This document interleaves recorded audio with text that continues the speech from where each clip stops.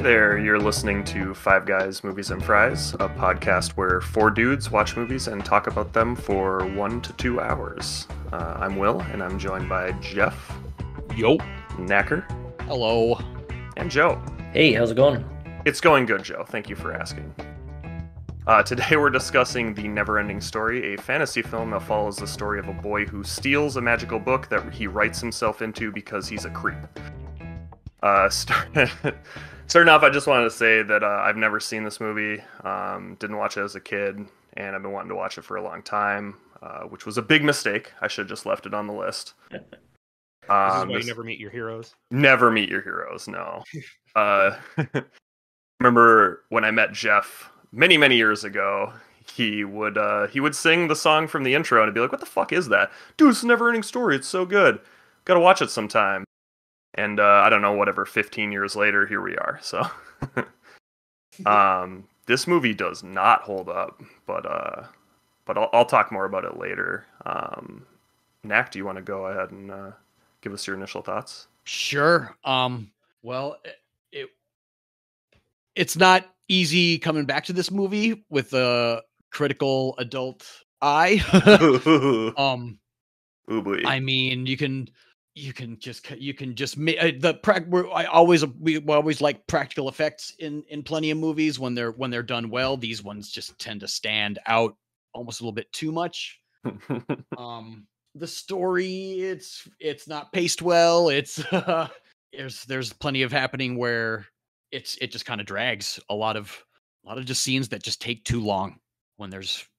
I do like the production. I mean, some of the conceptual design really overshadowed the production budget is probably how I'm looking at it, or a little bit of the execution in it. No, I could agree with that. Yeah, it still holds up as a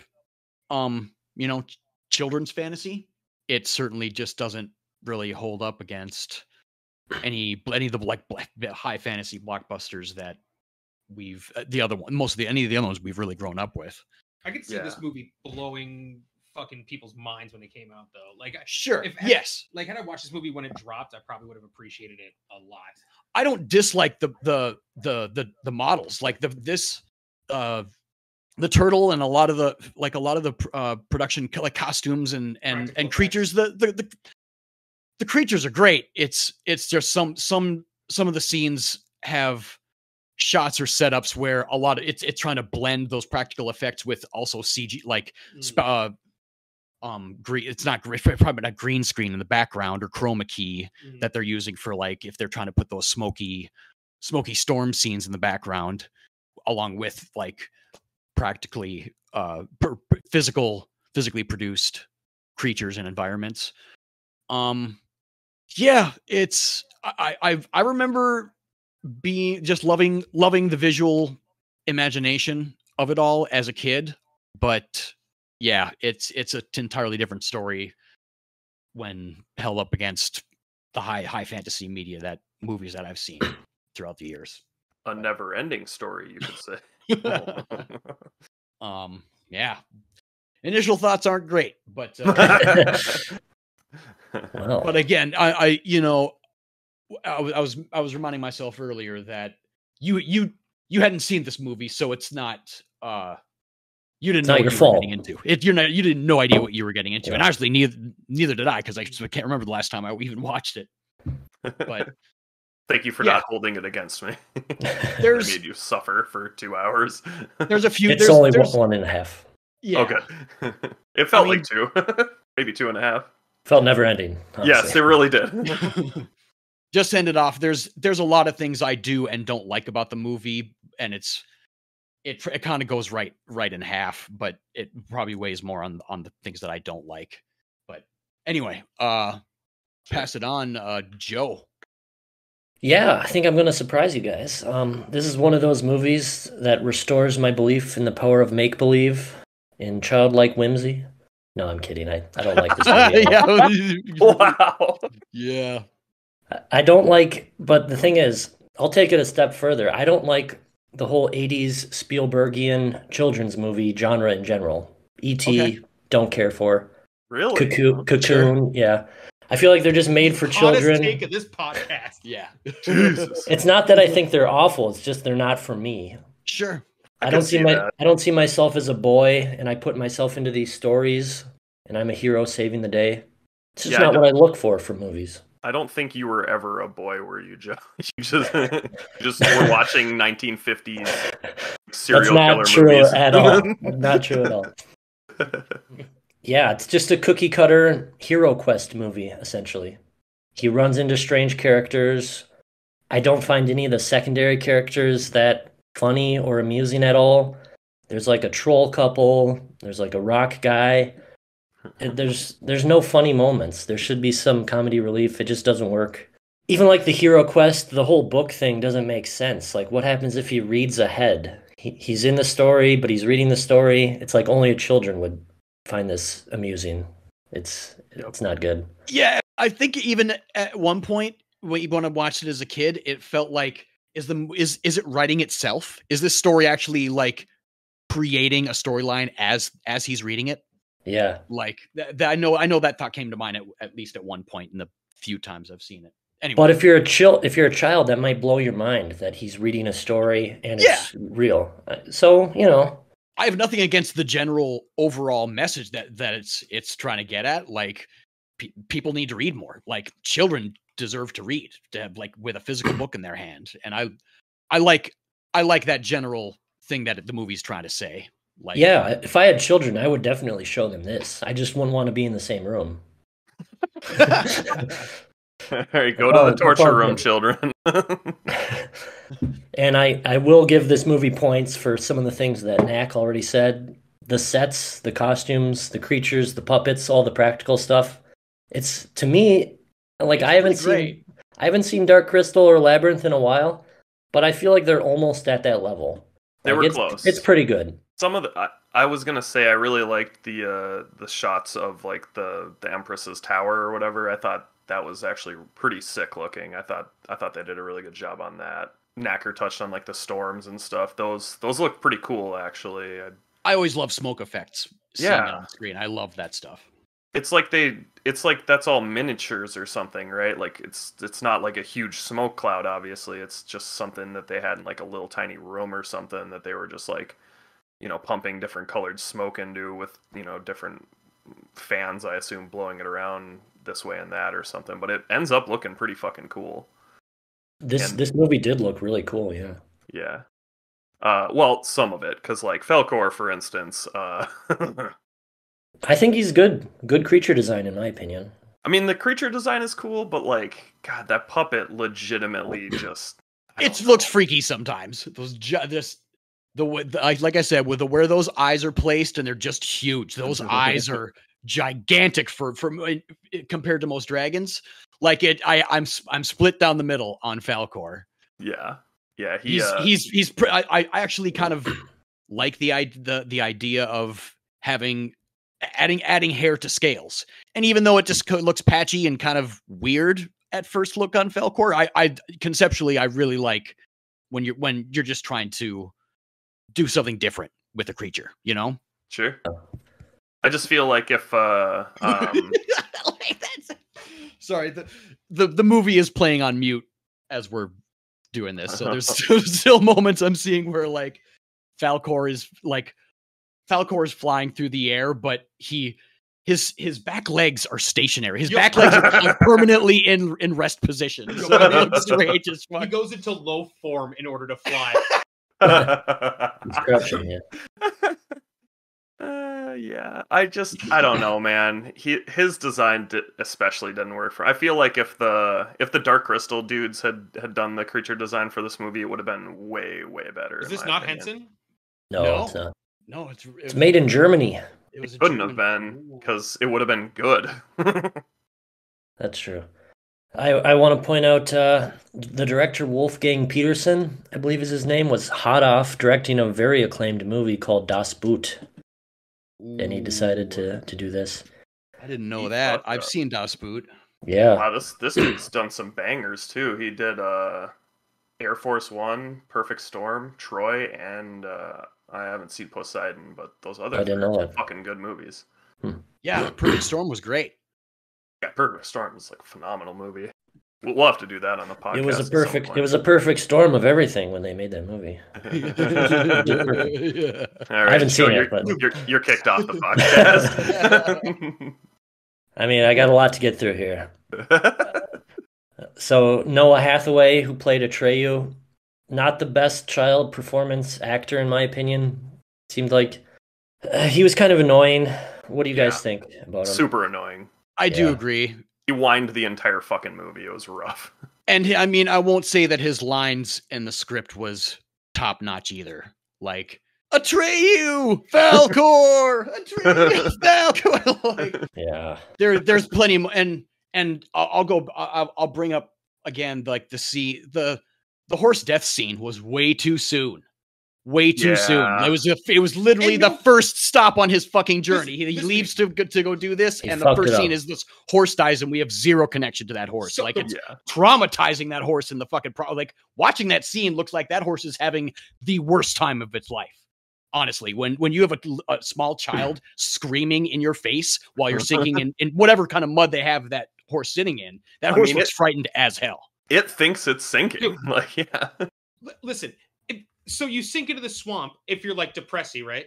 This kid watches his horse die and then just walks away. And then gets depressed like way the hell later with no instigating. Yeah.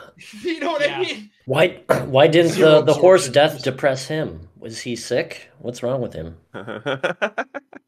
He should have sunk along with the horse if he has empathy.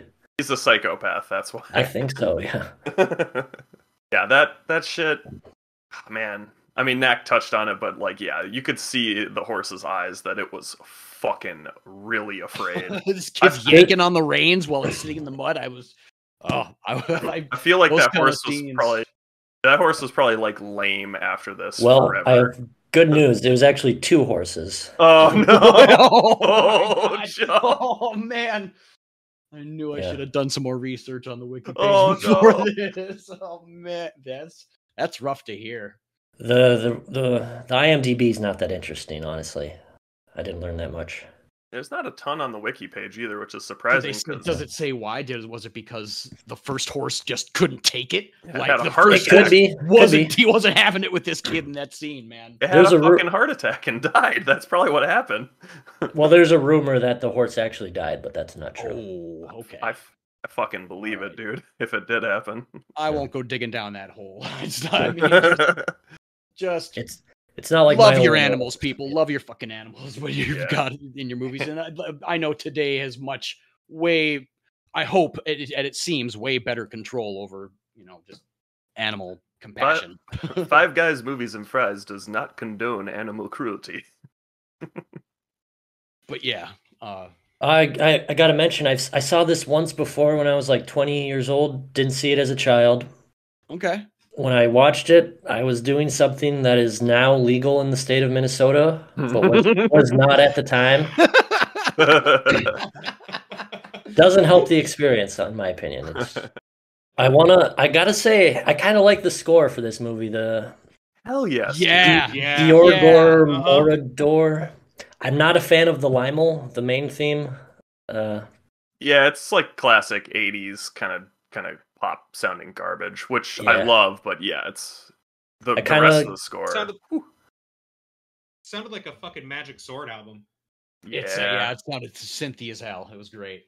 I mean, yeah, it doesn't deliver in terms of plot, but some of the landscape scenes, some of the scenes of action with all the great costumes and the score at the same time, it's peak 80s. Yeah. It knew how to set the tone. It knew how to set the tone to the scenes it was playing with. Loved it. Loved that music. Yeah. Klaus Stoldinger, was that name brought up? No, Georg. I can't say it. I should have looked this up before. Giorgio Morador. Mordor? Oh, Mordor. I would say Giorgio Moroder. You're probably right. Father Call of him disco. JoJo for short. Well, these synth beats had less odor. That's for goddamn sure. Dubbed the father of disco. Whoa! Holy shit! Yeah, he's famous for other stuff. Disco and electronic dance music. Workers synths had a large influence on several music genres such as high NRG, Italo disco, new wave, house, and others that I can't read. But Wow, that's yeah, impressive. I'd like to hear more from this guy. I really would. You probably have, because he wrote songs for like Donna Summer, I think. Other people. Okay. Whoa. Pioneered EDM. That is a hell of a. That's a sheet title. right there. Yeah, that's Yeah. a fucking title. Jesus. Never heard. Like I couldn't name this guy if I tried. But No, and turns out he's super famous. yeah, turned out he's a fucking synth legend. Damn. Yeah. Yeah, I definitely agree, Joe. The music on this movie was probably the highlight for me. It was fucking good. It just had that 80s synth sound, like, just down pat. It sounded so fucking good. I've ragged on this movie enough. What do you think about it, Jeff? Initial Love it, hate it? Kind of fucking hated it. I'm being real. This movie. Well, can I ask you something? Did you used to love it? I did. I genuinely did. There's just a lot of things that I didn't like about it. I didn't like Atreyu at all. I didn't like Sebastian at all. I didn't give a shit about the princess at all. I didn't care about Falkor. I didn't care. Like, the only characters that I gave a shit about were like side characters, like the Rockman and shit. Yeah. The Rock Biters, yeah. Yeah. I'd get behind that. The rock guy was pretty dope, actually. I miss practical effects so much. Even if they're bad, I'm just happy to see them interacting with something physical on stage. You know what I mean? It's just It gives a weight to the movie that newer movies just fucking don't have. Like, even the fucking coolest fight scene in, like, you know, Guardians of the Galaxy Volume 7 or whatever the fuck they're up to now, it's just not going to hit the same way, you know? Even like Lord of the Rings, where everything looks super realistic. Like, it's good for that movie, but you also got to appreciate practical effects. Yeah. There's just a lot of things I didn't like, man. I didn't like how poorly the movie was edited, in my opinion. It feels like half of this movie was left on the cutting room floor. I was looking at the reception for this movie, and Siskel complained that the movie was too long. At a 90-minute time, and it's wild to me that somebody could make that complaint. It's like almost every scene with even the fucking Empress at one point. Like, a lot of the characters spoke their lines so fucking slowly, and like, it makes sense for the rock guy, right? But then, like, almost every other character does that shit too. Falkor, the fucking Empress, I don't know, the other fucking characters, they all fucking talk super slowly, just like this, and it's like, come on, you're just like padding the time on this shit almost, it seems. Like, they don't. Yeah, and to lend on to what you were saying, Jeff, it feels like there's a lot of lovable things to see in this movie, at least for me, but it's not utilizing those resources very well. It's filling time. It's a lot of like Will said, the lines are being delivered slowly. Like, it is taking too long. All these scenes has too little dialogue and not enough time to really get to know the characters. And that's what's wild to me, is like, I feel like certain parts of the movie are padded, but like, that time could have so easily been spent getting us to attach more to these characters, or to bridge two scenes together. Like, we'll go from like the whole Sphinxes, or not, like we'll go from like the swamp immediately to them like coming up on the Oracle. You know what I mean? Like, it just feels like it hops too far. Yeah. Yep.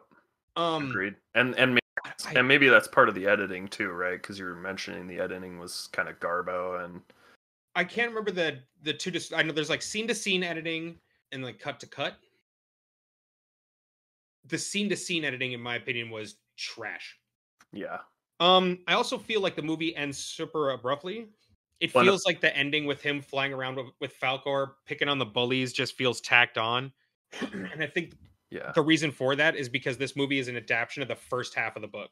Yeah, I was going to mention that, which is fucking janky. If they had just done the whole book as one movie and just cut out all that extra garbage, it probably would have been like pretty snappy and good. Has anyone seen the NeverEnding Story Part 2 or 3? Nope. I did when I was like a kid. I think I saw it too at one point, but I can't be certain. Yeah. I mean, I doubt it gets better, is all I'm saying. No, 2 has like a There's no. 17% on Rotten Tomatoes. Oh. Wow. I heard Jack Black is in the third one as a child. No. That's a real feather in his cap, I'm sure. Holy shit, he is. He's Yeah, that doesn't surprise me, really. he's the leader of the Nasties, whatever the fuck that means. Yes. That is some kid ass shit right there. He's Dude. part of the bad. Oh man.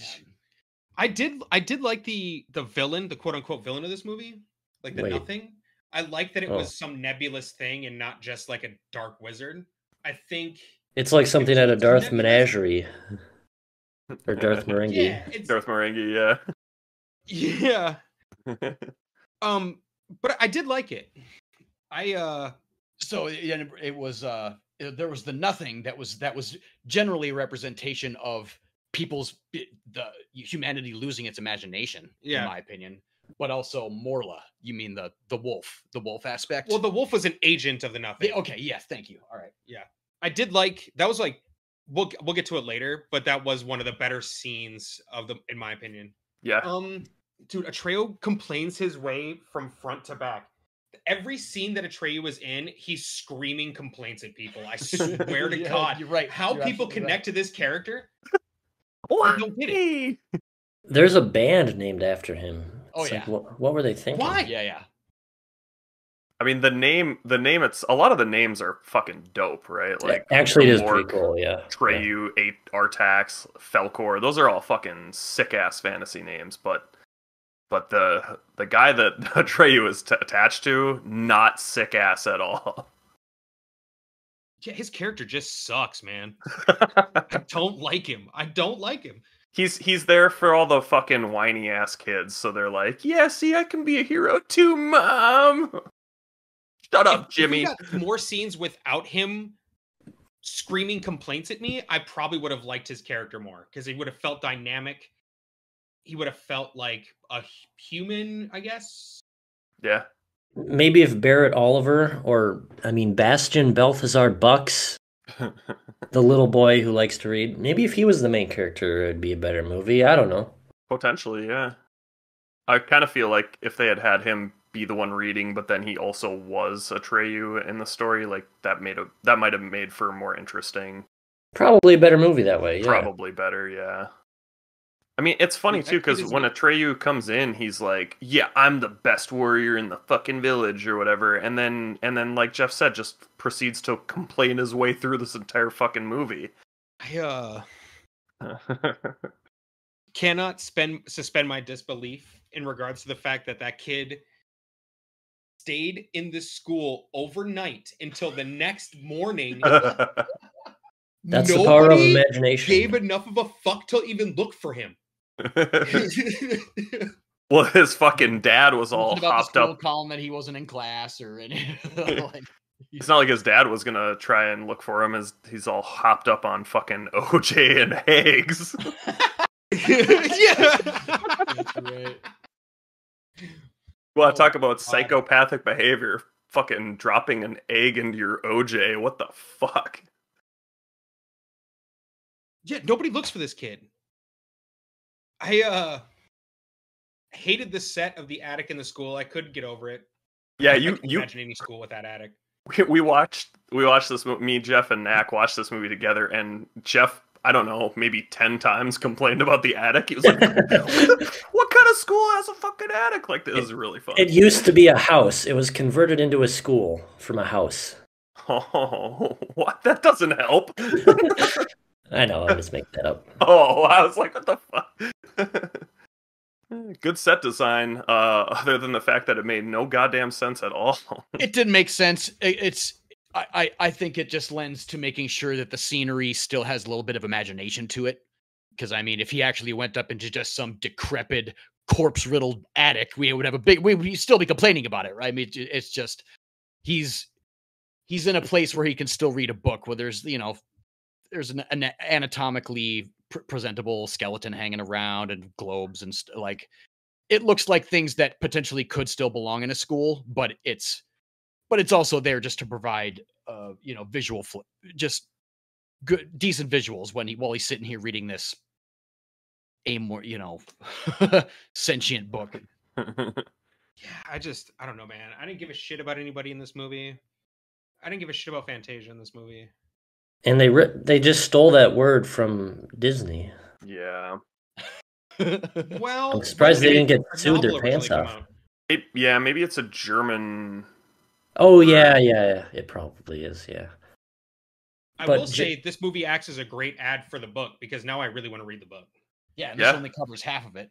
Like this is the first half of the book, I believe, is all this movie really covered. I do like the concept of the movie. Yeah.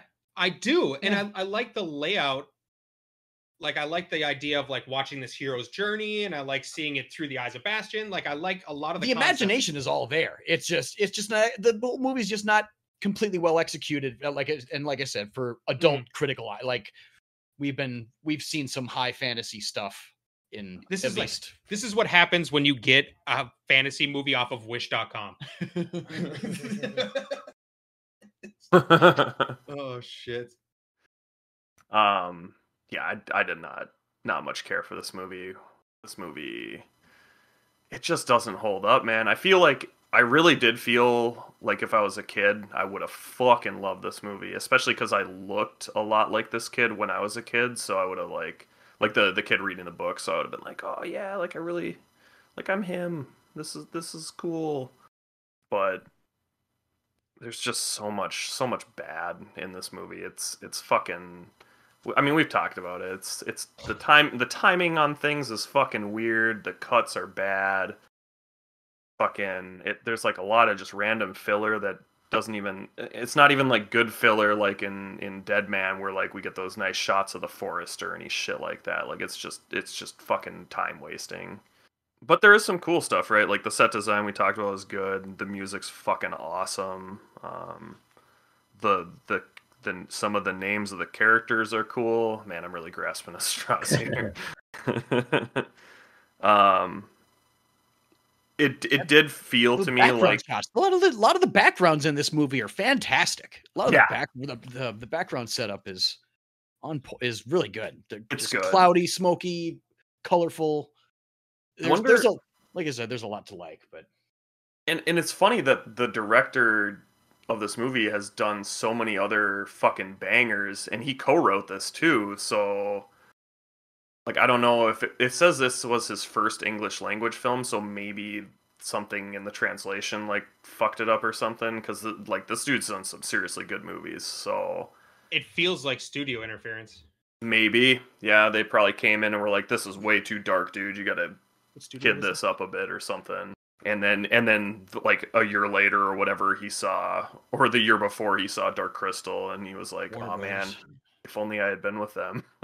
Yeah, he probably saw Dark Crystal and was like, "Oh shit, like I can do that." And the studio was like, "Nah, fuck that, dude. You can't have a dark ass movie like that." Well, it had to be 90 minutes. Yeah, right? It feels like it had to be 90 minutes. It feels like there's a half hour a movie that was just cut out. Yeah. Maybe he wanted it to be the whole book, and they were like, "No, we gotta do just the first half. We can make some money."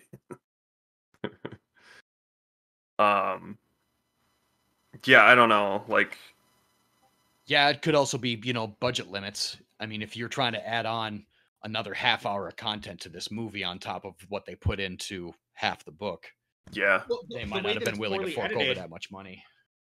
It feels like they chopped chunks out, you know what I mean? So like I don't think it's necessarily that they didn't have the budget. I think they had it, and they brought it to the studio, and the studio's like, make it 90 minutes. This was like the highest budget for a movie outside of the United States and the Soviet Union at the time. It says 25 to 27 million. That's a shitload in 1984 money. And it made 100 million in the box office, so it's not like it failed or anything. It fucking crushed, but I mean, I would have loved it if I watched it when it dropped. And I'm kind of with Jeff. Like I really do want to read the book now because I like a lot of what they got going on here. I think it's very interesting. I like the concepts of just some of like the character design and stuff. Like a luck dragon. That's just cool. That's just a fucking cool thing. And also broken as hell. like mythological shit from different cultures. You know what I mean? Like we have like this luck dragon from like Asian culture. we have things that feel like they're coming from like European culture. I was gonna just mention how it seems, I think we touched on it when we watched it, is how all Atreyu has to get through those Sphinx is just dodge. Like you said, he just needs to, this Dark Souls 3 knight tries going through, just trotting through on his steed, and he gets zapped away.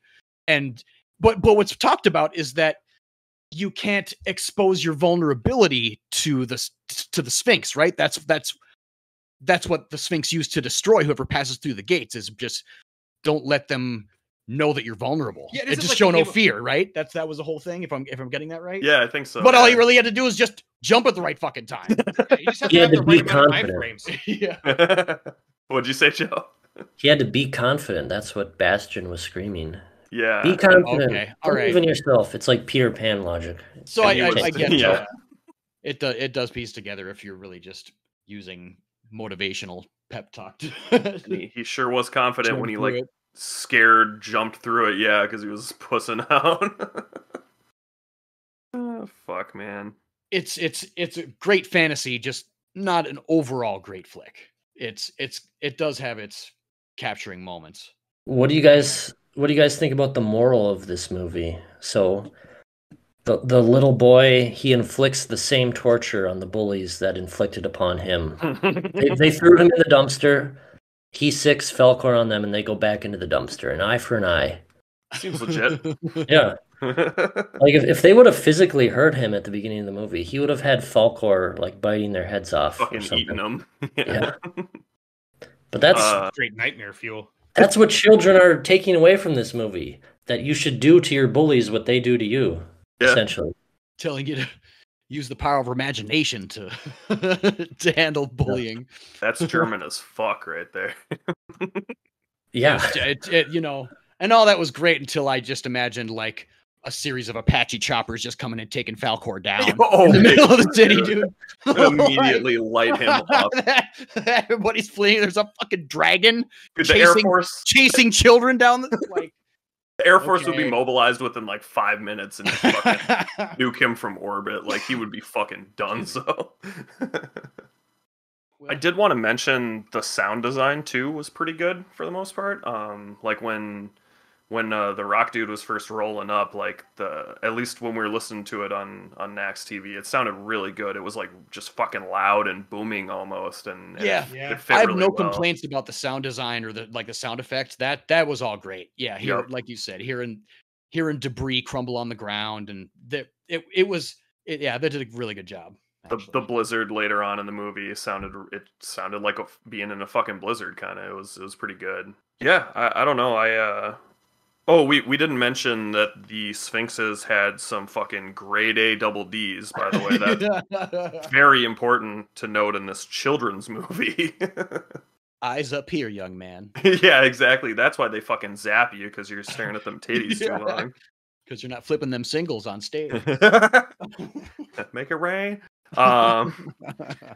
Also, the two people, like the guy who had the telescope who was watching everybody go through the thing, has he just been sending like people to their death like constantly? Because he made it sound like Atreyu was not the first one that he's like quote unquote coached to go through the Sphinxes. And if so, what the fuck? I don't know, just more seems like convenient placing. He wanted to research the gate and set up his lab there. So he's seen all these brave individuals trying to get through the gate and seeing them fail. Yeah, well, and out of it, just probably not being much of. Well, he's there. He's there to give him a pep talk to get him see if that gets him through. And he was like super hyped for Atreyu, and then when Atreyu starts fucking up, he's like, "Oh man, not again!" Or say like he said some shit like that. Like, okay, watching my research, kid. Yeah, how many kids has this dude sent through these Sphinxes to their certain death? What the fuck? Well, every time a child reads the book, the story happens again, and another Atreyu goes and dies. That and makes sense. That makes sense. Holy this movie just got way better. God, this is like a parable for what the fuck's the guy who's always rolling the rock up the hill? Sisyphus. Yeah, so this is a Sisyphusian parable. Oh shit, It is. this movie crushes, dude. Holy fuck. No, we all love it. Yeah. I did want to mention how that same crazy old fuck also says to the winch wench. Yeah, yeah. Seems problematic.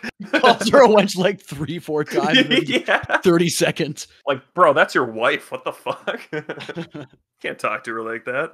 But I don't know, maybe different time, I guess. I don't know. I like the set design on the mirror when he has to like look in the mirror and he sees Bastion, and then like when he actually walks through the mirror. I don't know. They just did a good job there graphically. I felt like, because it's definitely some kind of, I mean, not CGI. They didn't really have that back then, but whatever, you know. I mean, it's computer generated, I suppose, so it is CGI. But They talk about how that mirror is supposed to reveal your biggest fear, and it's supposed to be worse than getting blasted by big-titted Smithson. And then he gets there, and it's just Bastion on the other side. It's just of a it. kid. So the implication is that Bastion is the worst thing. Or realizing that your whole universe is just bullshit that some kids reading. That actually is terrifying. God? Yeah, I don't know. I didn't really have a lot of other notes that made sense. I wrote things down, but I don't understand what they mean, so... The kid does the finger thing? I don't know what the fuck that means. Oh, it's because it was it was when it was when the child Atreyu and the childlike empress are about to like hold hands, and it's like, here's the people here. It's a steeple hand joke. Yeah. Made a steeple hand joke. It's like, Oh yeah, dude. There was that, Right. and Yeah, and of course we needed a 6-year-old childlike empress to be living in her vaginal tower. Yeah, Like, that's like, there's so much vaginal there's imagery in there. plenty of- Like, there's plenty of genitalic artwork yeah, like and what design in fuck? that particular area. It's weird. I feel like that's German weird. too. That's some weird German shit. That's all I'm gonna say. Europeans, they're a little more loosey goosey with sex, I guess. I don't know. Yeah, that shit had us fucking dying over there. That was funny. Also, the guy who like he steals the book from was like way too happy about that. So what the fuck was that about as well? Like, I got a comment about that, because what's the boy's name? Bastion? He says, yeah, I read all these books. Lord of the Rings, 20,000 Leagues Under the Sea, Tarzan, all these classic books. But then the book seller guy is like, I got this one book you're going to want, but it's the NeverEnding Story. He doesn't want that book. That book sucks. yeah, no, this book blows. Yeah. Yeah, the kid's straight up like, fuck you, dude, I read everything. Yeah. I did like that. Like, it's funny to me when in these kids movies when the kids like fight back kind of against the adults, and they have like a good argument too. Like the kid's like, no, fuck you, dude. Like I read all the fucking time. I've read all the good shit. And the dude's like, oh, like I kind of like it when they do that kind of stuff. Yeah. So you know what? I guess I liked like one thing. Was I don't know. I was gonna go back and rewatch, but was it when Bastion initially walks into the bookstore and sees the guy with the book in his hand? It's not that book, is it? He has a much smaller book in his hands when he initially walks in. You don't want this book. I think you might be right, and maybe that was just a continuity error. Could be. Yeah, I don't know. I'm just bringing up the question. I'm not gonna like go through the trouble of backing up the movie or anything, but And honestly, no one cares if they made it. Nobody cares. yeah, We're much more small potatoes compared to the stuff we've already talked about. Yeah, we're much more invested in his dad. By the way, who's Gerald McRaney, which we've seen I've seen him in a shitload of different stuff. Recognize him. I definitely Yeah, recognize him. he's in a lot. But we're much more invested in him and his fucking OJ plus A concoction. It's like that's just crazy person shit, man. Like, Best who scene does of the that? movie. Yeah, dude, we were fucking dying. Like, okay, so hold on. If that's the kind of comedy that they were going for, I mean, that hit pretty hard. That was pretty fucking funny. So, also Deep Roy. Those are like the only two people that I have fucking recognized in the cast, honestly. Yeah, it was cool to see Deep Roy. Just not remembering that he's in this movie. He's not in a lot of things, and obviously he stands out. He's very interesting looking. So, yeah, I don't know, man.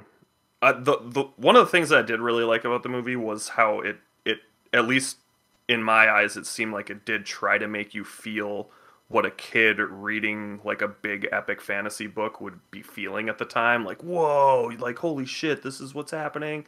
Like that kind of stuff. I think they did hit pretty well because it kept cutting back to the kid, and showing his reactions to scenes and stuff. I did kind of like that.